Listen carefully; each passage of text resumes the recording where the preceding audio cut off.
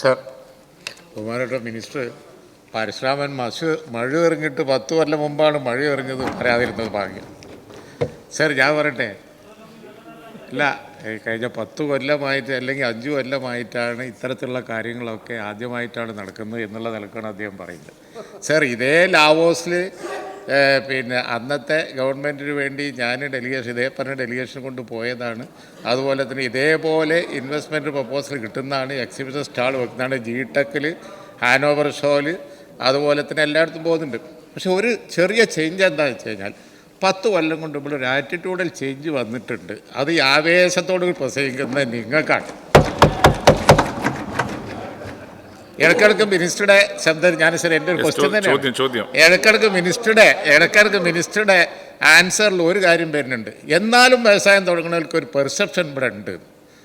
അത് ഞാൻ ഇതേമാതിരി പോയി വന്ന് ലക്ഷക്കണക്കിന് MOU സൈൻ ചെയ്ത് വന്ന് ഇൻവെസ്റ്റ്മെൻറ്റ് പ്രപ്പോസലായപ്പോൾ ഇവിടുന്ന് കേട്ടാൽ എന്താണെന്നറിയാം, എന്തിനാണ് ഈ ദുർവ്യയം? ആ ചോദ്യം ഞങ്ങൾ ചോദിക്കൂല. ഈ പ്രപ്പോസലൊക്കെ ഇലക്ഷനാണല്ലോ, തെരഞ്ഞെടുപ്പാണ് വരാൻ പോണത്. ചിലപ്പോൾ ഞങ്ങൾ വന്നിരിക്കുമല്ലോ, ചിലപ്പോൾ ഞങ്ങൾ വന്നെന്നിരിക്കും. അപ്പോൾ നല്ലതാണ്, ഞങ്ങൾ കണ്ടിന്യൂ ചെയ്യും. ആ ഉറപ്പ് ഞങ്ങൾ വരാം.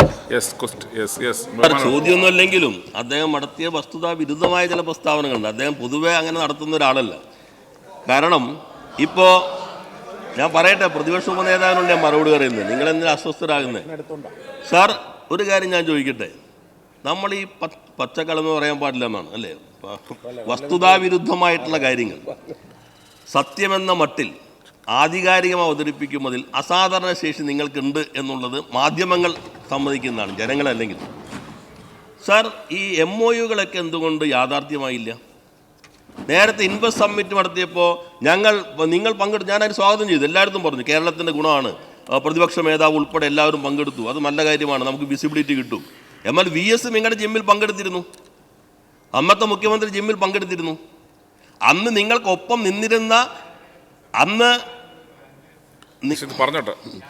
നിങ്ങൾക്കൊപ്പം യിലും ജിമ്മിലൊക്കെ വന്ന പ്രപ്പോസൽസാണ് പിന്നെ മെഗാ പ്രോജക്റ്റ് ആയി കേരളത്തിൽ വന്ന മെട്രോ, അതുപോലെയുള്ള പല സംഗതികളും. ഈ 10 കൊല്ലത്തിനുള്ള ഒരു മെഗാ പ്രോജക്റ്റ് നിങ്ങൾ കൊണ്ടുവന്ന് ഒന്നിച്ച് നിങ്ങളായിട്ട് സാർ എനിക്ക് സമയം തരണം. അദ്ദേഹം പറഞ്ഞത് ഈ പ്രൊജക്റ്റുകൾ പറയാൻ കുറച്ച് സമയം എടുക്കും. സാർ, വെറുതെ ഇരുന്നിട്ട് അങ്ങ് ചരിത്രം നോക്കിക്കഴിഞ്ഞാൽ മെട്രോയുടെ തുടക്കം എവിടെ നിന്നെന്ന് അറിയാൻ കഴിയും.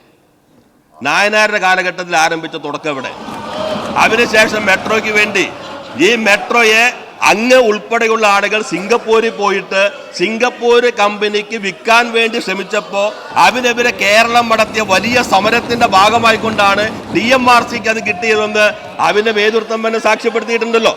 കമൽനാഥ് കേരളത്തിലേക്ക് വന്നു. സാർ, ഞാനൊന്നും പാർലമെന്റ് മെമ്പറാണ്. സാർ, പറഞ്ഞോട്ടെ, ബഹുമാനപ്പെട്ട ഉപനേതാവ് പറയും, അവരൊന്നും കമന്റ് ചെയ്യില്ല. പ്ലീസ്, അദ്ദേഹം പറയട്ടെ. യഥാർത്ഥത്തിൽ ബഹുമാനായ ഉപനേതാവ് ചോദ്യങ്ങളല്ലോ ചോദിച്ചത്. പക്ഷെ അദ്ദേഹം ഒരു പ്രസ്താവന നടത്തുമ്പോൾ ആ പ്രസ്താവന രേഖയിൽ വരികയും സമൂഹം കാണുകയും ചെയ്യല്ലോ. വസ്തുതാ വിരുദ്ധമാണ് എന്നുള്ളത് വസ്തുതകളെ അടിസ്ഥാനപ്പെടുത്തി സ്ഥാപിക്കേണ്ട ഉത്തരവാദിത്വം ഇപ്പോഴത്തിരിക്കുമ്പോൾ ഞങ്ങൾക്കുണ്ടല്ലോ. അദ്ദേഹം പറഞ്ഞത് കാര്യത്തിൽ എന്താ? നേരത്തെ പറഞ്ഞു നിങ്ങൾ ആരും സഹകരിച്ചില്ല, ഞങ്ങൾ സഹകരിച്ചു, നിങ്ങൾക്കാണ് മാറ്റം വന്നത്. VS അതിനകത്ത് വന്നു. സാർ, നിങ്ങളുടെ മന്ത്രിസഭ സാർ, അന്ന് ഇൻവെസ്റ്റ് സമ്മിറ്റ് നടത്തിയ മന്ത്രിസഭയ്ക്കകത്ത് ഐക്യമുണ്ടായില്ല. അന്നത്തെ റവന്യൂ മന്ത്രി, ഇന്നത്തെ UDF കൺവീനർ, അദ്ദേഹം പരസ്യമായി പറഞ്ഞു ഞങ്ങൾ ആരും അറിയാത്ത പദ്ധതികളാണ്, 1 ഇഞ്ച് ഭൂമി നൽകില്ല.